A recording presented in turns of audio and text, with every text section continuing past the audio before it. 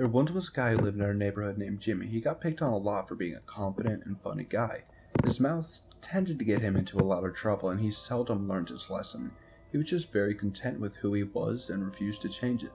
When people asked him why he let them wail on him for his blunt comedy and wisecrack, he'd smirk and say, "Honesty's the best policy. At least they're not hiding anything from me, and neither am I for them." One of the kids who he inadvertently pissed off with a rather crude MILF joke was something of a psychopath with a sadistic streak who didn't take kindly to his insult. So he rounded up the other guys who didn't like Jimmy, and they cornered him after school in the science room. "Your mouth got you into this. I want you to remember that," Brett, the ringleader, told him as he looked into Jimmy's terrified eyes.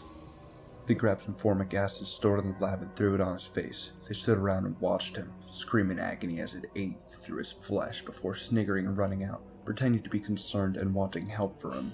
When the paramedics arrived and were attending to Jimmy, who was no longer able to scream, the principal asked the boys if they knew what happened. Their leader, Brett, explained that when they were walking past, they saw Jimmy sulking around in the lab room.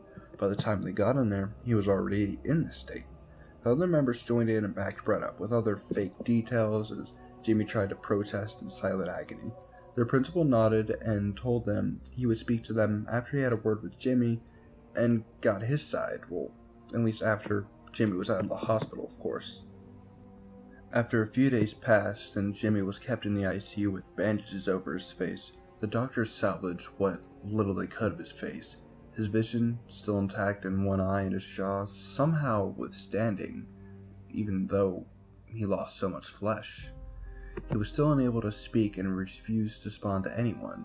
He just sat there, eyes unblinked, staring at the ceiling, bloodshot and filled with animosity. When he was discharged sometime later, he would not respond to anyone with anything other than the word liars.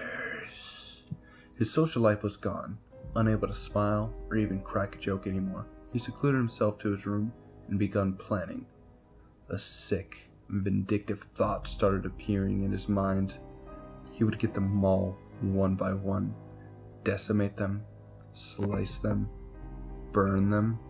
He waited patiently till the group would be vulnerable. Late at night, when they said their goodbyes and went home separately, that's when he would strike.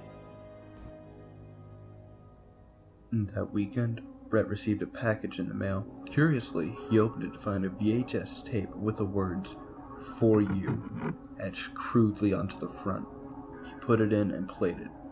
It was a crudely recorded home video by an unknown cameraman who didn't speak at all during the duration of the film. It began with the camera pointing at the date on a newspaper. It was yesterday.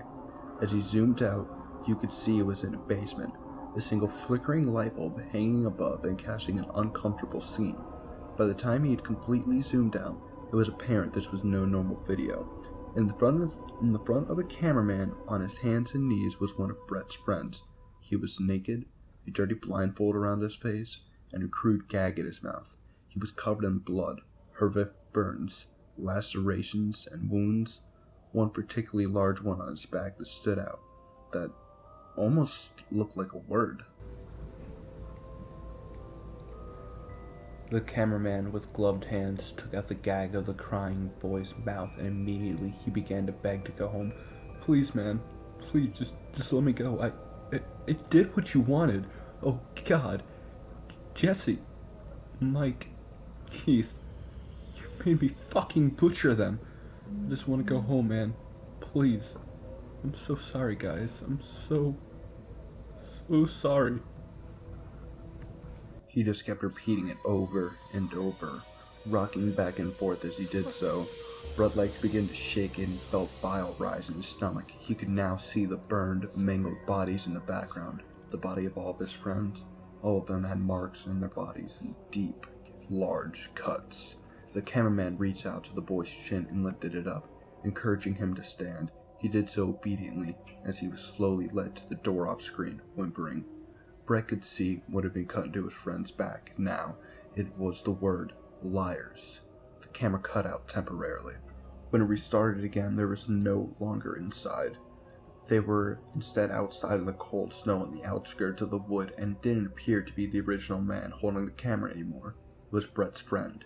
He was whimpering and shivering as he held the camera in place for 30 seconds, pointing it at some trees in the distance, hearing footsteps draw near.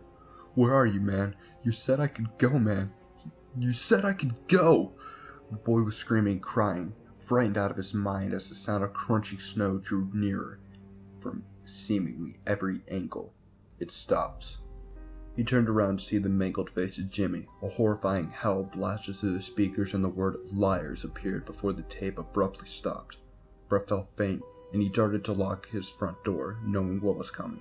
As he turned to run for it, he immediately hit something and fell backwards. The last thing he ever heard was "liars" as acid ran down his face and began to slowly eat away at his flesh. The last thing he ever saw was Jimmy's face, contorting into a sick, twisted smile.